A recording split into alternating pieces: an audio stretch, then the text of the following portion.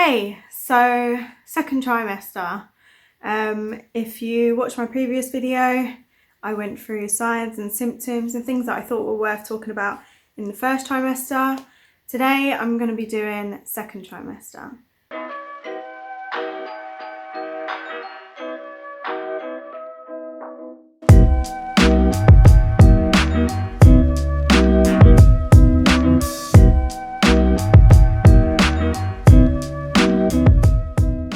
So I think I'm going to start by talking about the difference that you feel once you hit second trimester, and by this time my morning sickness is gone, and I just felt like I was on top of the world because I didn't have any morning sickness, I didn't really have any other symptoms, and I've got this emerging bump, and I just felt like a real pregnant woman.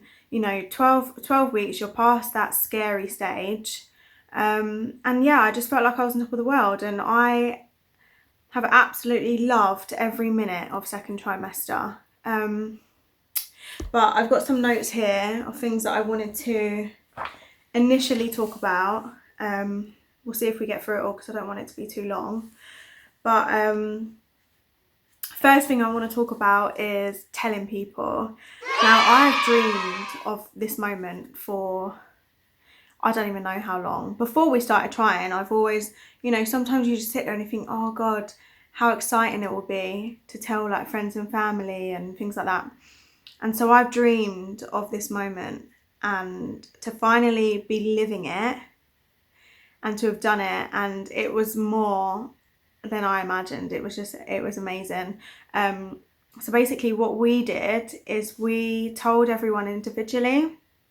We went around to everyone's houses, or, well, no, I think most people we met in gardens or out on the street, which is really strange, but you know, COVID.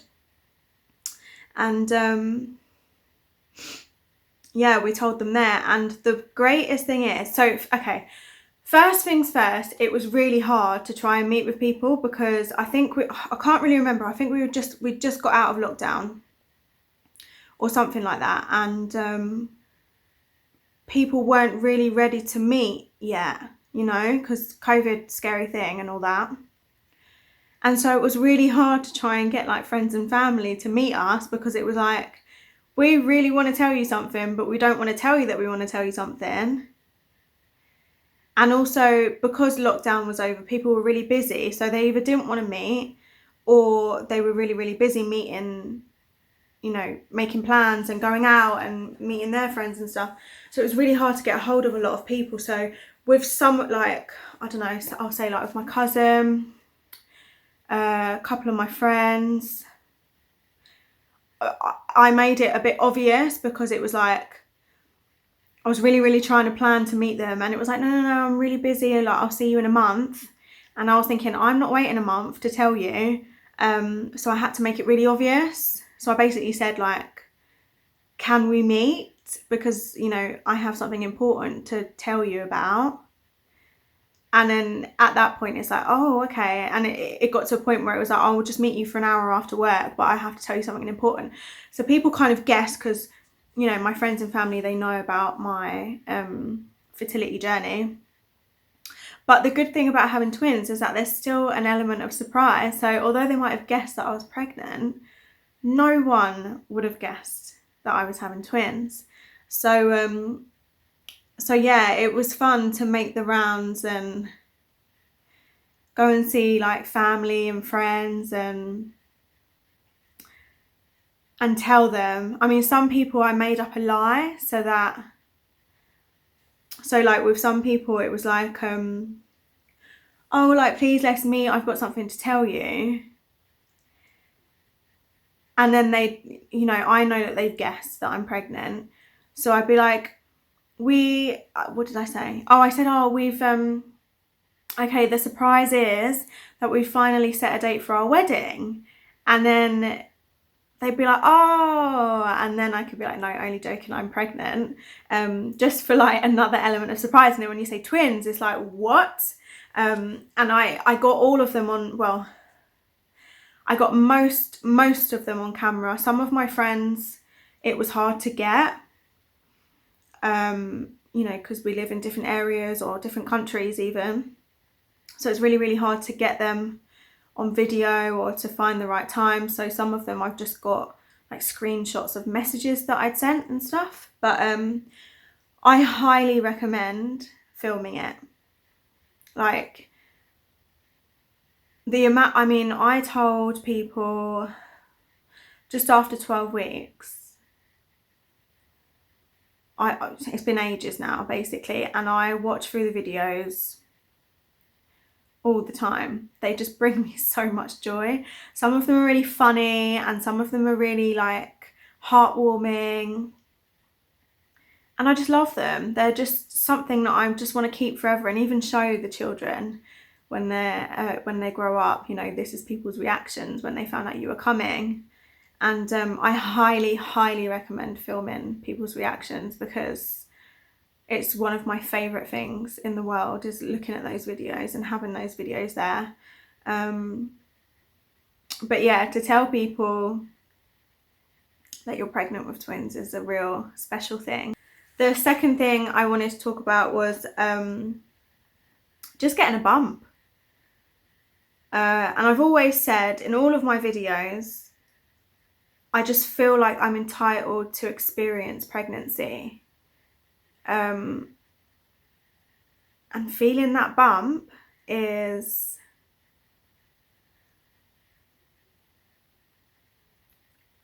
I can't even describe it. Like, seeing it grow and taking pictures of yourself. Like, I've been taking Polaroids, I think, every 4 weeks. And just seeing myself grow is insane.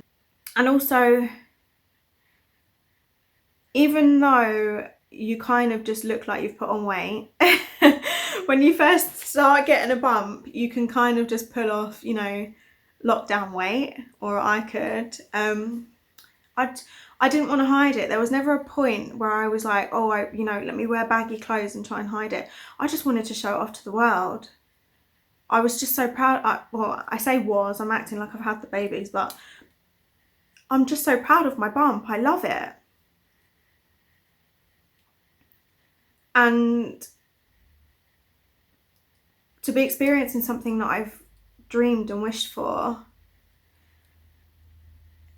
is really cool. And also, as it gets later on in the second trimester, you start to feel the movements. At first you're kind of like, was that a movement, or was it just gas, or just was it, you know, just my insides adjusting? And you start to feel things and you think, oh, what was that? You know, it feels like a little, like there was a bubble that popped almost. And you start to think, oh my God, am I feeling movements? And as time gets on and it turns from just like a little bubble popping to, you know, an actual kick. I can't describe the feeling. There's no point in me trying, but it's really, this whole thing has been surreal, but especially feeling your baby's in there, or baby, that's a really nice thought, a nice feeling. The only downside for me, and probably with everyone else, but it's hard with twins, is that once you start feeling them, you have to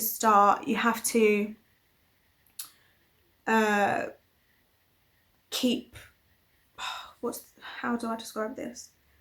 You have to like keep an eye out. You have to make sure that you can feel them.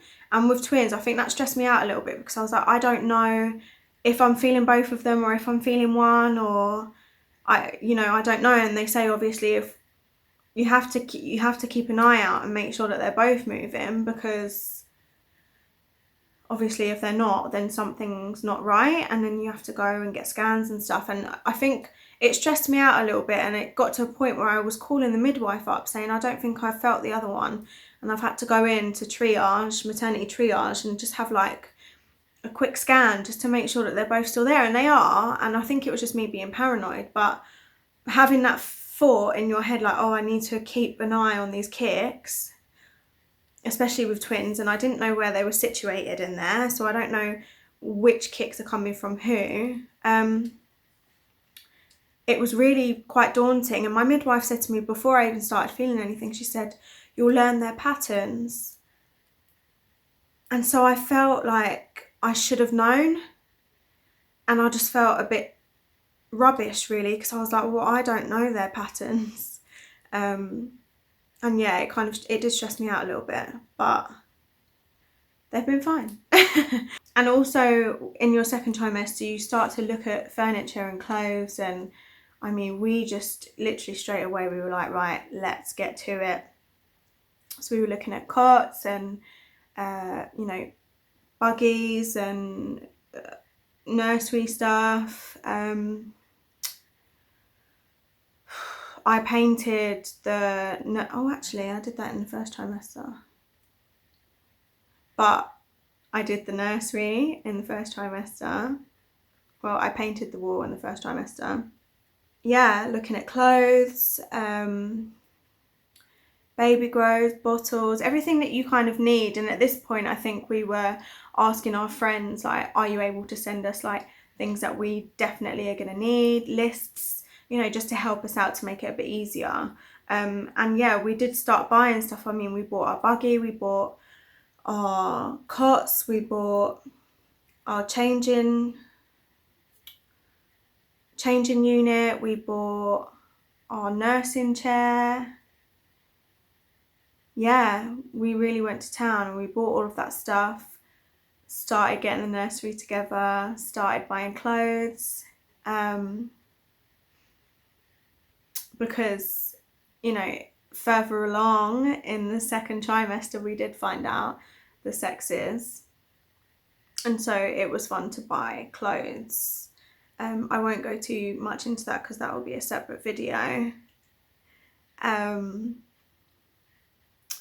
But yeah, it was just, it was nice to be able to do this stuff, and it's always the stuff that we've held off on before because it's been too early and we've been too scared. And so yeah, when it got to the right time, we were like, right, let's go, let's do this, let's start buying stuff.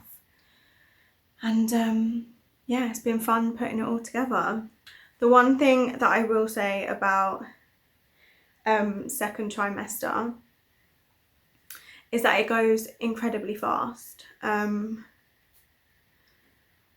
There have been a couple times where I have ended up in tears because I felt like time was going so fast and I've wanted to get certain things done, and I just felt very overwhelmed because I just kind of had this initial, I just thought, you know, because you want to meet them so much, I thought that time would go really slow, when actually it's the opposite. I mean, so in my pregnancy, it's like every Friday I gain a week, and it just feels like the next day, it feels like I get to say 20 weeks and then the next day I'm at 21 weeks and I'm like, what the hell? Where did that time go? What did I do in that time? I didn't do enough. And yeah, I did struggle with that, the overwhelming sense of time. But I guess that's probably my own fault for thinking that I would have had more time than I did, or that time would go slower. But yeah, no, I just found it all very overwhelming, and I wanted to get all the furniture up really quickly, and I wanted to have like the nursery done and, you know, clothes bought, and I wanted to be kind of organised basically. The other thing that I think is worth talking about is cravings. So my cravings this craving is just a joke, okay? So my first craving, the main one, is alcohol. I don't really know what to say about that, because even before I got pregnant, I didn't drink.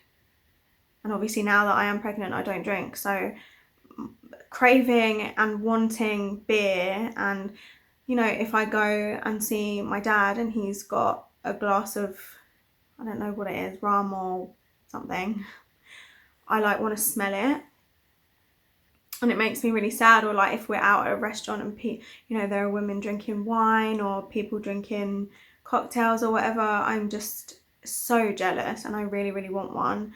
And at first I tried to make like mocktails. Didn't really do it for me because it's basically just fruit juices all mixed together, and it just doesn't, it's got nothing, it doesn't taste like alcohol. And so what I've had to do to kind of relieve my cravings, I don't know if that's the right word, I don't know, whatever, is get 0.0% like replicas. So I've been drinking, so my friend, she's breastfeeding and she drinks the 0.0% Peroni. I think, and then when I was there, I tried some of it, and it didn't feel right to be drinking it. But I knew, I mean, when you look on the back, there's no alcohol in it whatsoever. It's basically like a fizzy malt drink, and I knew that it was safe to drink, but it just didn't feel right because it's beer and it tastes like beer. But as you know, when you've got a craving, you've got a craving and it doesn't go away. So I keep some of those in the fridge if I have it bad, and I'll just have one of those. I won't drink it all day every day, but I'll just have one of those. And as my pregnancy's gone on, so closer to the end of second trimester, I'm really starting to crave like dairy drinks. It's all drinks, it's not food, but I'm craving like milkshakes. And even like tea. I really like drinking tea now, but because of the caffeine, I limit myself. But I had to get myself some, milkshake to mix, because I just, and ice cream, things like that. Anything really like dairy, not like cheese, but like ice cream and milkshakes. Just obsessed. But that's a more recent craving. The main one has been alcohol. It's just so rude. So rude to be pregnant and craving alcohol. But so yeah, they were my cravings.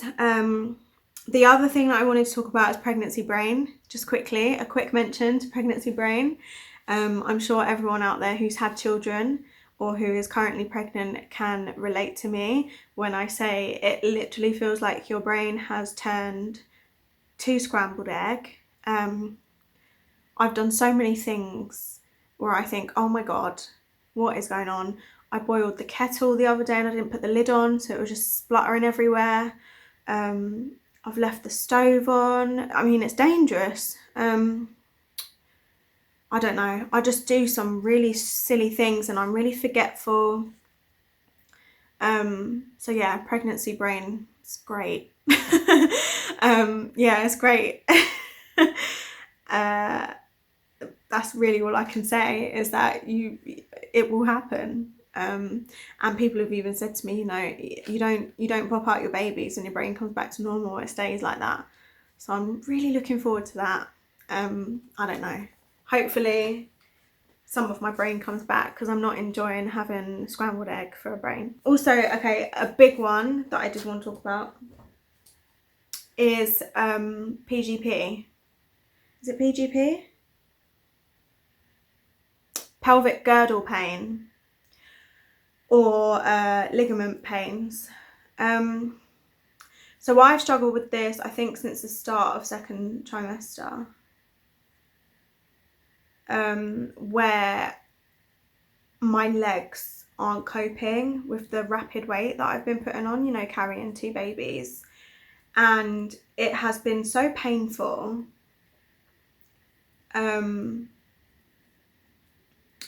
I'd be at work and after a good 3 hours, maybe I'd be waddling, that kind of thing. Sitting down, just getting up was really hard.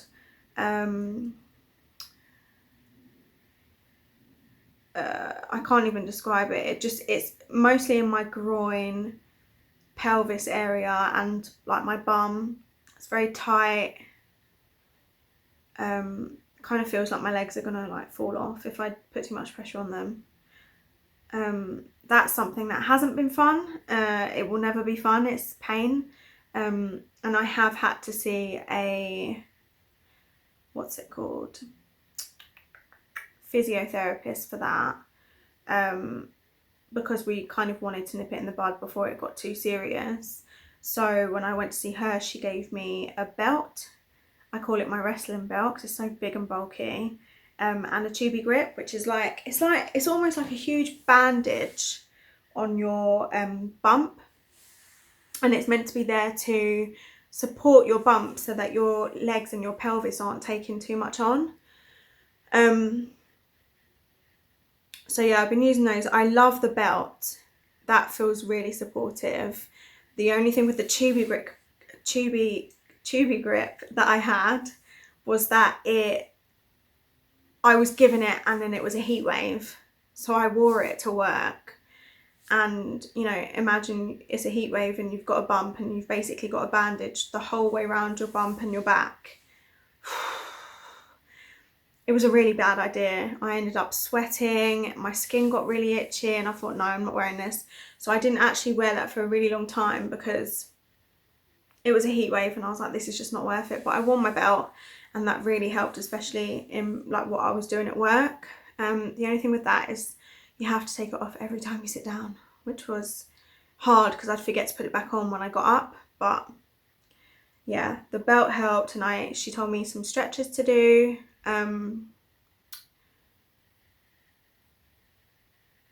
Yeah, she told me stretches to do to kind of stretch out the area that was painful. Yeah, and all those kind of things have been helping. But at night time it is very, very hard to cope with. I can't really describe it. It hurts when you lay on it. I don't know how to describe it, but at night time it seems to be worse. So that's something that I have been having to deal with, but I'm hoping that I don't have to deal with it all the way up until I give birth. So yeah, I'm trying to think if there's anything else that I need to mention. I literally got a list. I've got a list written down here, and I'm thinking, oh, have I forgotten anything? Because you think, oh, second trimester, but that it's actually 3 months. Is it 3 months?